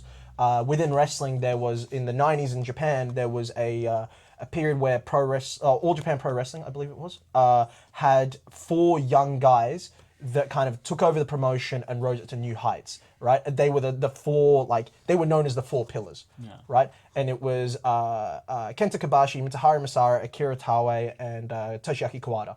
Now, I've taken the first name of those 4 and used them for 4 Hall of Famers to kind of represent basically an ode of that, because I'm very fond of that time. I'm very fond of it. So we got Kenta Ibushi, Mitsuharu Hikari, Akira Miyazaki, and Toshiaki Tamashi. So but yeah. So we'll give this one a spin. You wanna hold it up to the? I don't think I have anything to like. Maybe I don't even have a range advantage. No. I think honestly just a shielding advantage, but that's not enough. Let's have a look. That's another G. Whoa. Oh, did it pull over? Sam win. Yeah. Oh, Sam win. Very nice. Tetsu Tamashi 2 is odds defeated. beaten. That's okay. I mean, this is the nature of the game. We're at 1-1. We could get to I'm a just gonna decider hope here. that odd for down here. All right. you need this tandem. Sam needs this tandem because you're talking a 99 to 1 here. Do we want to do the fists first? And No, because it's got to be in order, because this is the way that they I was going to say finish with it because this is probably the most competitive. This is not competitive. It is, but also it's the way that it would face, like, because there's one arena, it's always in that order. Alright. So we'll go for the tandems next. Now I'm thinking like a 62-38 is what I'm thinking, because these guys are the second ranked, very good. He is explosive and murderous and whatever. These guys are very good, probably more cohesive, but they don't have as much firepower, but they do work very well together. I think these two can just play like a split these up and it's enough, just because they're not going to fight necessarily together. They will just It is true, but I think Junsui gets done in by these guys. It's whether they can keep Shinsuke at bay enough to... I think 6-shot can't handle Junsui. I don't know. No, but I'm saying those two together. Together, yes. Because all it takes is 6-shot to keep Junsui occupied enough time for that shotgun to load up. Boof. As long as they can keep Shinsuke at bay. You've got to keep that? Shinsuke Yeah. at bay, but you You also do, have which to deal with again is the Junsui. chance. I think I think 65-35. Yeah, I okay. think 65-35 is fair. I'll again. accept. But in Sam's favour, Yeah. 65. All right, come on, give me the All right, odds. give it a spin. Hold it up to the camera. Let's see how we're going. Ooh, will Sam set himself up? Oh. Oh, there we go. It has. It's ticked round for Sam. It's ticked round for Sam. All right. All So right. then, So 2-1 to Sam coming into if the. this comes in at a 2-2, we will then. The ace will then your ace, which is Kamaru Jackson, which I will say, obviously in hindsight, if you had those swapped, oh my god, you would be so dusted. Because here's the thing, the final round, if you win this one, is your ace picks a tandem partner out of the rest of your team and it becomes a tandem fight. Okay. Right? If these two went together, you'd be so over. Yeah. I don't know who you're pulling. It'd be Shinsuke. Well, I mean, In fact, it'd be these I've two, got my pick. which would be good, but And now this is only if I don't win this. So which 99-1. all odds say. Actually, you know what? I'm I win this. gonna say 98-2 because Is I Daisuke don't that think bad? it's Does Daisuke that bad? No, he's not. Mystico is just that good. So again, it's and you got to think about power matchups. A giant axe Okay. clones himself. Okay, true. Like he can swarm. Like he can just body you. Like it just cover you. It's it's a brutal way to Strength die. in numbers against Yeah. one guy with an axe is tiring. Yes. For him. Okay, so these I are your honestly odds. don't think the two. I think 2 just because he's a Division 1 guy. He's very strong. Fair enough. In that other one, we literally had the single greatest tandem of all time. That's true. This one is one of the This is top 2 5. bad days. Yeah. All right, so give it a spin and hold it up to the. Let's see how we're going. All right. There is no way if I've Sam hit beats these these. odds If before. Sam beats these odds, I'm beating him. It's not looking good. No, that's a G win. Yep. That is a G win. Alrighty. 2-2. Yep. That is 2-2. Now, Sam. I've got my pick here. Who are you going to pair with Kamaru? Now, to give you a recap, I'd imagine you're probably picking one of the 2 Hall of Famers. Sand, cloning ability, giant sword and like ferocious power. Right, that's what you're kind of dealing with here. I'll pick mine first because it's going to be Fang Zhao. And it's Shinsuke, because we've spoken before. Yes. Shinsuke right now is still better than Tetsu in his prime. Yes, he is. And- because this is Shinsuke's prime. Yeah. And when he gets, he's absolutely going to get a Hall of Fame. goated. you know. He's bloody strong. So it's an obvious pick for me. The other 3, like Tetsu is good. Yes. Junsui's not as good as the two of No, them, no. and Daisuke would be a sleeper pick. Yeah, no kidding. So yeah, what are you? I'm gonna go Kamaru and yeah. Mystico. Mystico. Okay. Now, I think This is- Shinsuke against Mystico is an okay. no, pair-up. it's a good. So if I was going to pair these guys as a solo, Yeah. I think it's literally a 52-48 type vibe. Like it's Yeah. very tight, I think very tight. Because it's whether Shinsuke's Godsend works decently well. yeah, it against does. the It's a great cloning. combat Yeah. against Mystico's. Good counter, yeah. And Mystico. And we've already given the odds of Fan and Kamaru, Yes. so Now I do think how these guys compare against each other though. Kamaru has proven troublesome for Shinsuke in the past, even though you'd imagine Shinsuke would run through him. His sheer like raw force and he's a tank. Yeah. Like he can take damage, right? I think the way like these two, I would lean it in Shinsuke's favor. This way, I'm definitely leaning in Mystico's favor. 100%. I think overall as they go, whether Mystico can swarm Fangs out and not let her get all stretchy and whatnot. If he can take care of her, you know, These two it's- have to like back to back it to win this, and back to back it doesn't favor well against No. Kamaru. And especially with the numbers that Mystico can put out. Yeah. I'm thinking we're looking at 55-45 in favor of G. I think it's more in G's favor, to be honest. The only reason I say not is because the absolute firepower that he can put out. It's true. Because if he can strategically use that firepower, wipe out a number of clones in one go, keep them at bay, that changes the fight. All right. That's why I think Give it a 55, 1 extra percent in G's favor. 56-44. Yeah. Okay. Let's see. Will G claim victory in his War back Games out. debut?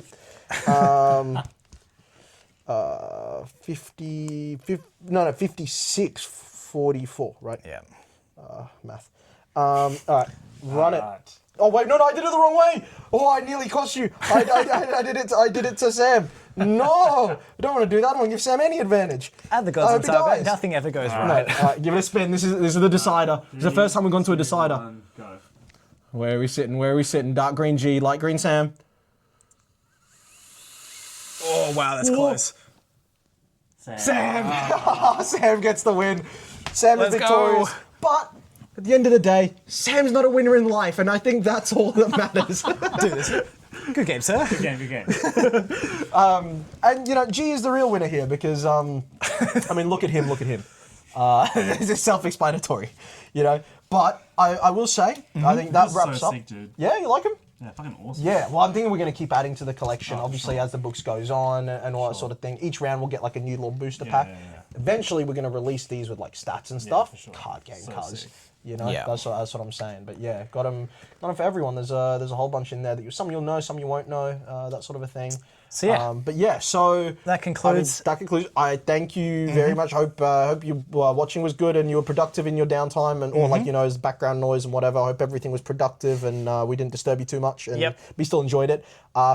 Big thank you to G for coming Absolutely. on. My pleasure. Thank you very much. Very fun.